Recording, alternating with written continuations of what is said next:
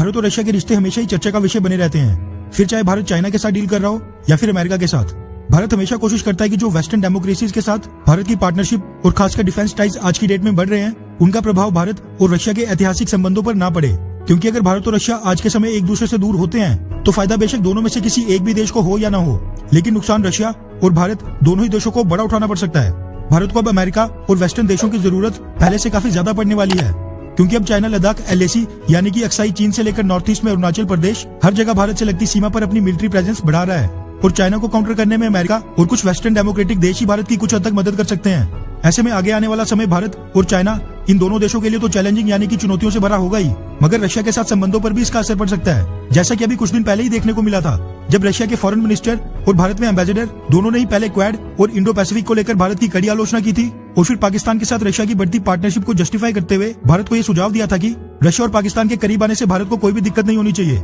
वैसे ये भी सच्चाई है कि दो देशों के बीच रिलेशंस एक दो स्टेटमेंट्स पर कभी भी डिसाइड नहीं होते, और यहाँ तो फिर रशिया और भारत के रिश्तों का सवाल है जो पिछले 60 से 70 सालों से साथ हैं। इसलिए ये चीज तो तय थी कि तल्खी के बावजूद दोनों देश एक बार फिर से अपने डिप्लोमेटिक रिलेशंस को ऑन ट्रैक लाने की पहल जरूर करेंगे, क्योंकि इस बार रशिया ने एक लिमिट क्रॉस करके कुछ स्टेटमेंट्स दी थी, इसलिए भारत तो आगे बढ़ने वाला था नहीं, और आज नहीं तो कल रशिया को हाथ बढ़ाना ही था।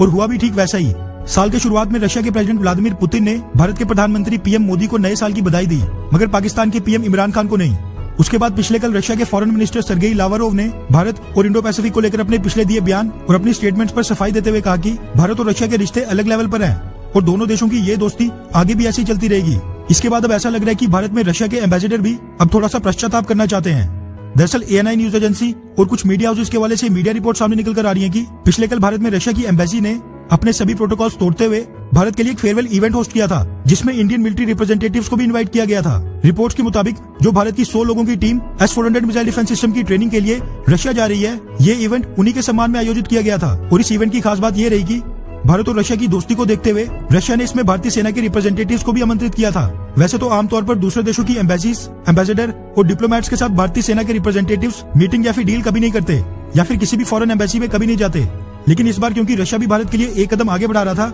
इसलिए भारत ने भी अपने प्रोटोकॉल को तोड़ते हुए पहली बार इंडियन एयरफोर्स हेडक्वार्टर्स के रिप्रेजेंटेटिव को रशियन एम्बेसी और इस इवेंट में जाने की परमिशन दी, जिससे कि रशिया को ये मैसेज आए कि भारत रशिया के साथ अपने रिलेशंस को कितना वैल्यू करता है। गौर करने वाली बात यह है कि ये कोई पहला मौका नहीं है जब भारत से कोई टीम ट्रेनिंग पर्पस के लिए रशिया जा रही हो। आज से पहले भी कई वेपन्स, फाइटर जेट्स और कई स्पेस प्रोग्राम्स के लिए भी भारतीय टीम रशिया में ट्रेनिंग के लिए गई है, लेकिन उनके सम्मान में इस तरह का इवेंट ऑर्गेनाइज करना जिसमें भारत की तरफ से भी मिलिट्री प्रेजेंस हो, ऐसा रशियन एम्बेसी ने पहली बार किया है, जो इस चीज को साफ दर्शाता है कि रशिया भी अब भारत के साथ संबंधों को बैक ऑन ट्रैक लाना चाहता है। वहीं दूसरी तरफ चुनौती ये है कि भारत को अब अमेरिका को भी साथ लेकर चलना होगा, क्योंकि वहाँ से भी S-400 मिसाइल डिफेंस सिस्टम की डील पर भारत पर सैंक्शंस लगने का खतरा मंडरा रहा है। वैसे जो भी हो, इंटरनेशनल रिलेशंस में कभी भी किसी भी समय कोई भी बड़ी मेजर डेवलपमेंट हो सकती है, इसलिए भारत को भी अपने सभी ऑप्शंस खोल कर रखने पड़ेंगे,